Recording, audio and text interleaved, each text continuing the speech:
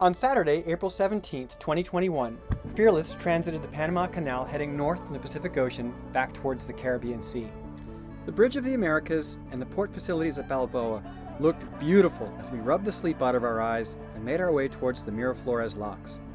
Ahead of us was Una Orchid, a heavily laden 700-foot bulk carrier bound for the east coast of the United States, and behind us was a 47-foot trawler named Paradise, heading to Shelter Bay like us. These two vessels would be our company for the ride up to Gatun Lake. Our day had begun at 03:30 in the La Playita Marina. We cast off lines at 3:45 to make our way outside the harbor to wait for our advisor. He stepped aboard at 4:10 in the morning, we handed him a cup of coffee, and headed towards the locks. Unlike our southbound transit, which was divided into 2 days, the northbound run was a single 14-hour event. This is due to the manner in which the canal schedules traffic through the locks. The last time for down traffic in the Gatun locks is 13:30, so we were in a race against time from the moment we started. Our line handlers had arrived the night before at 8 o'clock with extra fenders and long dock lines. Juan and Nick joined us once again, and it felt like a reunion with old friends when they stepped aboard. Mario, another line handler, joined them to round out our crew of hired help. Our good friend Jake Brace was also available to make the transit with us, so he filled in as our fourth required line handler, leaving Andy free to manage all the things she does to make Fearless amazing. The trip up was a little different than our first experience with Dragonfly back in January. The canal authorities had Paradise against the wall and us tied to them, and to be honest, I was glad it was that way and not us to the wall and them to us. They were kind enough to be our fender and share some of their footage of Fearless as we joined them in the locks. Maneuvering looks easy enough, but due to the amount of water moving around, it required a lot of vigilance as we made our entries and exits. We actually did go through with a Dragonfly, just not the Dragonfly we went through with last time. This little guy came and landed on Lexi and stayed with her for a couple hours. One of the things I love about time-lapse video is the activity you see in the background.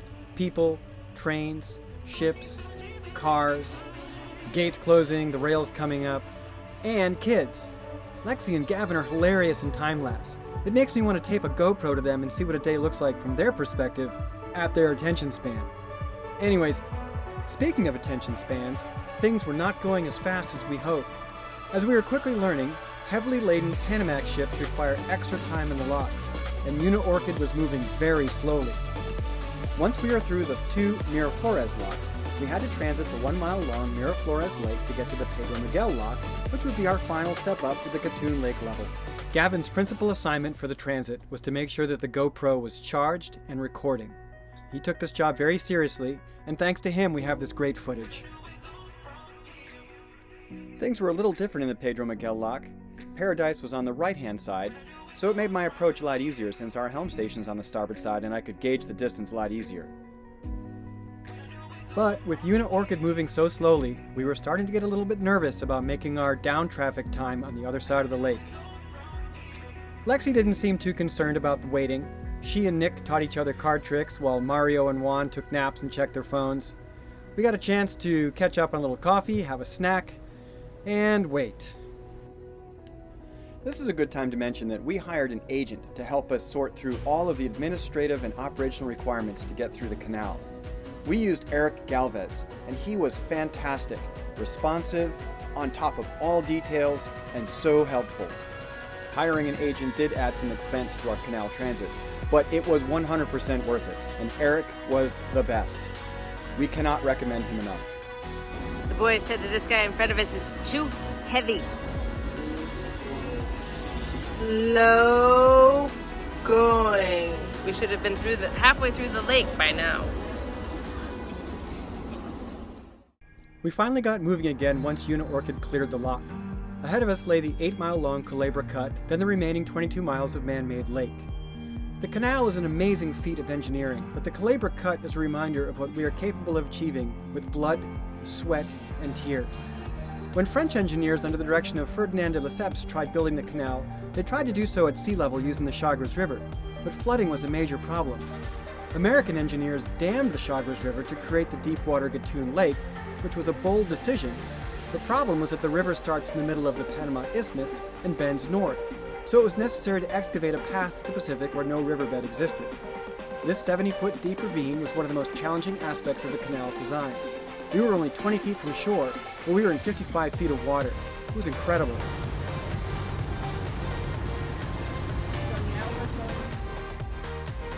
Now that the first set of locks was behind us, it was time to settle in for the 4-hour transit across the lake. This is a good time to mention that having all those extra people on board meant a lot of extra work for Andy. She spent 2 days shopping and cooking to ensure everybody was fed, hydrated, and comfortable. She had snacks, a full breakfast of homemade coffee cake and egg frittata, a cooler full of drinks, coffee for the early morning start, and for lunch, she made a simple but delicious rice and chicken combination so everyone got a hot meal to keep morale high. Our next order of business was finding crocodiles. When we had gone southbound through the canal, we didn't see any, but this time we saw 6. 5 were up on the beach, and one of them was swimming along the canal's edge. They weren't always easy to see, so see if you can spot the crocodile along the water's edge in this video. At the end of the Culebra Cut, you come to the entrance of the Chagres River and the start of the Gatun Lake. This is an area known as Gamboa, and a place where they store a huge crane called Titan, which is used to service the giant lock doors on all of the locks. We pushed Fearless hard across the lake, averaging 7 knots, but we couldn't keep up with either Una Orchid or Paradise. It was just simply too fast. We got there just in time to watch Una Orchid go in and the doors close, but it was okay. We still had one more time slot, and there was a giant bulk carrier named Conquest waiting to go down with us. One of the things I was mistaken about when we went through the canal the first time was why we went behind ships on the way up and in front of big ships on the way down. And it all has to do with the locomotives that you can see waiting for Conquest to arrive in the locks. And I'll talk about that in a little bit. First, we have to watch why we hire professional line handlers. These guys are good. They know what they're doing. Watch Nick make that awesome one-handed grab with the monkey fist coming in, tie that bowl in, and that line is out of there. Nice job, Nick. Bravo! The reason we go in front of big ships on the way down and behind big ships on the way up has to do with the locomotives, or mules. Up to 8 locomotives are used to move heavily laden Panamax ships through the locks. The locomotives need to stair-step their way up or down in front of the ship, so it's best if we are out of the way, behind on the way up, and in front on the way down, so the locomotives can control the ships without having to worry about a small boat being in the way. While the locomotives were positioning Conquest behind us, there was time to take some photos on the bow. Okay, family shot? Yeah, looking good. Okay, Jake, get in there. Come on, Jake. Okay, and everybody disperse! We went down by ourselves this time, so nobody was tied up to the wall. We were in the middle, so sort of suspended in between the 2 walls of the lock, if you will. And Jake got put to work. He can now add professional line handler to his resume. As you get lower down, you have to ease the lines very, very carefully and uniformly to make sure that the boat stays in the middle of the lock well.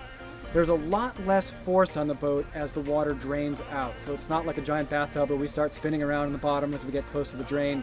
It's just a very smooth downward motion as we go down. There's no turbulence, no boiling water coming in or going out. It's just a very gentle ride on the way down. Well, it's now about 2:30 in the afternoon and we've been going for 11 hours. Start paying attention to Gav and Lexi and what they're doing, because they're starting to get bored, they're sleep deprived, and they start doing some crazy things. It's funny. So, as we move forward, we're only going at 2.5 knots, and that's because people have to walk those messenger lines as we move forward. So any faster than that and they can't keep up. Those messenger lines are there not to provide any stability or any kind of control over the boat, but just there to pull those dock lines across once we get into position.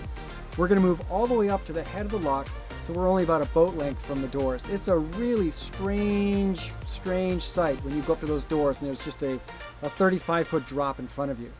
There you can see Conquest barely squeezed into that lock. She is the absolute largest ship that will fit through this set of locks, and there's probably about a foot on either side of her hull. Just like with Una Orchid going up, there was a lot of hurry up and wait with Conquest. She was again a Panamax ship, fully laden, and so it was easy for us to move into position, and then we just had to wait.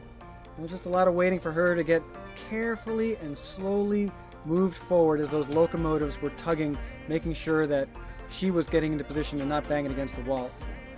It is a very, very uncomfortable feeling watching that giant ship come at you and just realizing those locomotives are all that stands between you and that giant ship ramming you into the wall and forcing you over a 35-foot cliff. But we won't think about that. So as the doors opened to the final lock, we moved in, and that giant car-carrying ship was there on the other side. They are such an impressive sight. So once again, we moved slowly forward, and we got to the head of the locks, and we waited.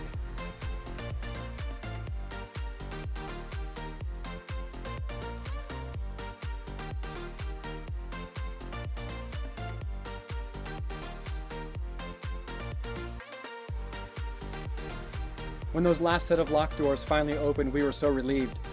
Not everybody gets through the Panama Canal unscathed, and especially in a small boat.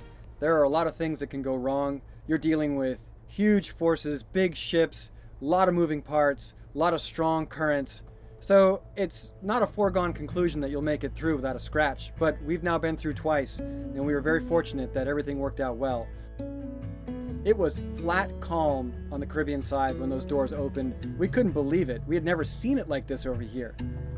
As we made our way towards Cologne, with the fading twilight approaching, we got ready to offload our advisor, and a pilot boat came out and grabbed him. These guys are really good at maneuvering those small boats, but it was really easy in the flat calm sea.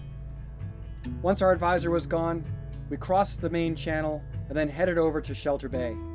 Shelter Bay is located at the northwest entrance to the Canal Zone, on the former U.S. Army base Fort Sherman. Fort Sherman was originally designed and built as a coastal defense site to guard the entrance of the canal. During the Cold War, it became the Army's Jungle Warfare Training Center. In 1999, the U.S. Army formally turned Fort Sherman over to Panamanian authorities as part of the overall transfer of authority of the canal from U.S. control to Panamanian control. Remember what I said about watching the kids on a time-lapse video? Here they are turning the tuna ball fenders into hippity hops as we enter Shelter Bay. It's been a typical day for Gavin Lex. Wake up at 3:30 in the morning, go through the Panama Canal. You know, all kids do that kind of stuff, right? We don't expect they'll appreciate everything they do while they're on the boat, but I know looking back on this one day, they'll be amazed at what they did, while most kids were sitting back at home watching video games and going to Little League practice. We spun the boat around and docked stern to.